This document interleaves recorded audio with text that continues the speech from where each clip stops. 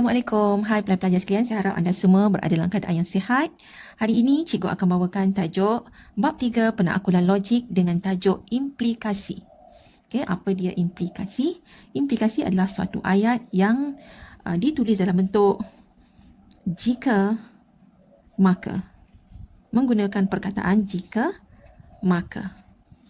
Okey, jadi di sini katalah jika A maka B. Okay. Dan A ini dikenali sebagai antijadian.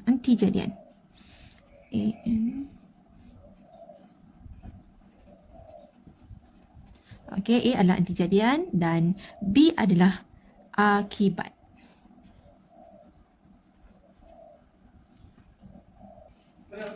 Okay, ini contohnya. Untuk contoh yang pertama ini, okay, saya gariskan di sini iaitu dia menggunakan jika yang ini adalah A dia. Gariskan ini, maka B-nya yang selepas ke perkataan maka. Jadi di sini N sama dengan 5 ini adalah merupakan antijadian. Okey, antijadiannya ialah N sama dengan 5. Okey. Dan yang hujung ini adalah merupakan akibat. Okey, jadi dia punya akibatnya ialah N tambah 2 adalah sama dengan 7. Okey, jadi yang mula-mula ni antijadian, yang hujung ini adalah dia punya akibat. Okey, contoh yang kedua. Jika jejari bulatan ialah J, maka perimeter bulatan ialah 2 pi J. Jadi perkataan jika dengan maka ini tidak termasuk sebagai antijadian dan akibat. Jadi selepas perkataan jika, yang ini sebelum perkataan maka, yang ini adalah merupakan antijadian, dan yang selepas perkataan maka adalah merupakan akibatnya. Jadi kalau diminta menuliskan antijadian dan akibat, jangan ada perkataan jika dan maka lagi. Okey, jadi yang ini antijadiannya jejari bulatan ialah J dan akibatnya ialah perimeter bulatan ialah 2 pi J. Okey. Okey, jika diberi ayat dalam bentuk A, jika hanya jika B, kita dapat membentuk dua implikasi. Okey, daripada ayat yang ini. Okey, implikasi kita boleh tuliskan dua, iaitu implikasi mesti ada perkataan jika maka. Jadi di sini jika maka. Untuk implikasi yang pertama ialah jika A maka B. Satu lagi ialah kita terbalikkan sahaja, jika B maka A. Jadi cikgu akan tunjukkan selepas ini contoh bagaimana untuk kita membentuk dua implikasi berdasarkan ayat A jika hanya jika B. Okey, contohnya yang pertama, Y sama dengan 2 jika hanya jika Y kuasa 3 sama dengan 8, dan ayatnya biasa diminta kita menuliskan dua implikasi. Okey, disuruh tulis dua implikasi. Okey, jadi yang pertama kita tahu ini adalah perkataan jika hanya jika, bermaksud inilah pernyataan A dan inilah yang hujung selepas jika ini adalah pernyataan B. Bila kita nak membentuk dua implikasi, jadi yang pertama ialah implikasi satu. Yang pertama ialah implikasi mesti tulis jika maka. Okey, jadi kita buat di sini jika, kita tulis ini dulu. Jika Y sama dengan 2, maka ambil hujung dia. Y kuasa 3 adalah sama dengan 8.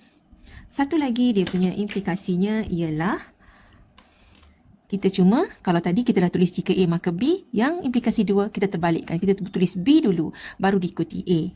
Jadi untuk implikasi kedua, kita tulis jika, kalau kita ambil Y sama dengan 2 dahulu, yang sekarang ini yang kedua, kita ambil yang ini pula. Y kuasa 3 sama dengan 8, maka Y adalah sama dengan 2. Itulah dia dua implikasi yang boleh kita bentuk daripada perkataan jika hanya jika. Jika ini, maka ini. Satu lagi jika ini, maka yang ini. Okey, itu contoh yang pertama. Okey, contoh yang kedua ialah diberi N lebih besar dari kosong hanya jika 3 per N lebih besar dari kosong. Jadi bermaksud ini perkataan hanya jika, maka sebelum ini adalah merupakan pernyataan A dan yang selepas perkataan jika ini adalah merupakan pernyataan B. Jika dan hanya jika tu tak termasuk, dia berada di tengah-tengah lah. Jadi kalau kita nak membentuk implikasi yang membentuk dua implikasi, jadi implikasi satu.